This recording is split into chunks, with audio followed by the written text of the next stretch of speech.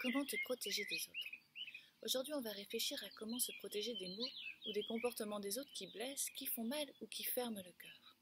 Pour te protéger de la pluie, tu peux choisir de prendre un parapluie. Pour te protéger du soleil, tu peux choisir de mettre une casquette, de la crème ou encore te mettre sous le parasol. Pour te protéger des mots qui font mal, qui ferment le cœur, tu peux choisir de créer, de visualiser un bouclier imaginaire. Alors comment faire? On va le faire en plusieurs étapes. D'abord, je vais te poser des questions. Prends le temps de répondre à chacune de ces questions. Tu peux y répondre dans ta tête ou partager ta réponse avec ceux qui regardent la vidéo avec toi. Chacun choisit de partager ou non ce qu'il pense. Alors comme d'habitude avec les questions que je vais te poser, il n'y a pas de bonne réponse, il n'y a pas de mauvaise réponse, il n'y a pas non plus de réponse meilleure. Et puis en plus, tes réponses, elles peuvent changer, elles peuvent évoluer en fonction des situations. À l'intérieur de nous, les émotions, elles bougent, elles dansent et ça c'est normal.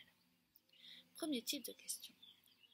Est-ce que ça t'est déjà arrivé de te sentir agressé, de rejeter la colère sur l'autre? Par exemple, tu es tranquille, soit en train de travailler à l'école ou à la maison dans une pièce en train de jouer, et puis quelqu'un te demande quelque chose en criant.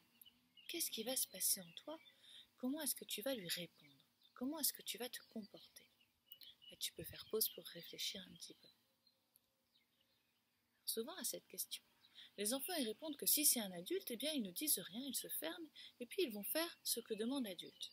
Mais quand c'est un autre enfant, souvent ils lui répondent de la même manière, c'est-à-dire qu'ils vont soit crier, soit insulter, soit même démarrer une bagarre. Toujours dans ce type de questions, comment est-ce que tu te sens quand tu écoutes l'un de tes amis qui est très très triste, ou quand tu entends aux informations des journalistes ou des personnes qui expriment des peurs? La plupart du temps, nous les êtres humains, nous fonctionnons comme des éponges, c'est-à-dire que nous allons absorber les émotions de l'autre sans même s'en rendre compte, c'est-à-dire que nous allons absorber la tristesse, la colère, la peur de l'autre en pensant que c'est la nôtre. Premier type de question. Deuxième type de question. Est-ce que tu t'es déjà senti nul parce qu'on t'a dit que tu étais nul? Est-ce que tu t'es déjà senti moche parce que quelqu'un a dit de toi que tu étais moche? Est-ce que tu t'es déjà senti bête parce que quelqu'un t'a dit que tu étais bête? Est-ce que ça t'est déjà arrivé d'arrêter une activité qui te plaît parce que quelqu'un s'est moqué de toi? Par exemple, tu joues du piano et l'un de tes proches, sans même s'en rendre compte, te fait une réflexion, une remarque, et depuis toi, tu n'oses plus jouer devant les autres.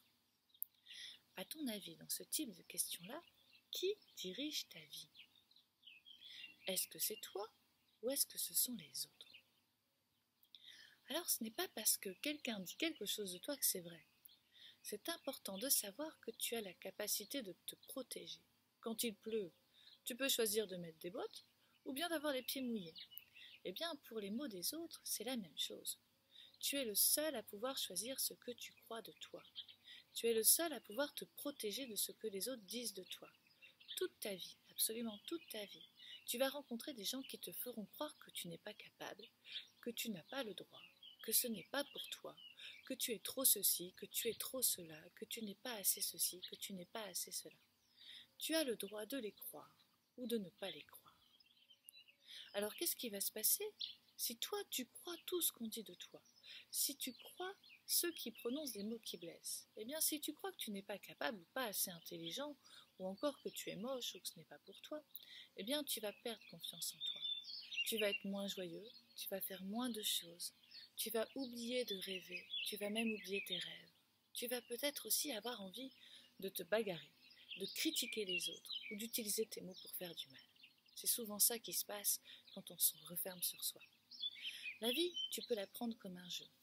Et le jeu, ça va être que toi, tu sois fier de toi et que tu cherches en toi ce qui te nourrit, ce qui te fait plaisir, ce dont tu rêves, ce qui te fait avancer, ce qui va t'ouvrir le cœur et surtout, que tu restes le capitaine de ton bateau, le commandant de ta vie. Et pour ça, garde bien ces 3 choses en tête. Première chose, ce n'est pas parce que quelqu'un dit quelque chose de toi que c'est vrai. C'est toi qui décides de croire ce que te dit l'autre.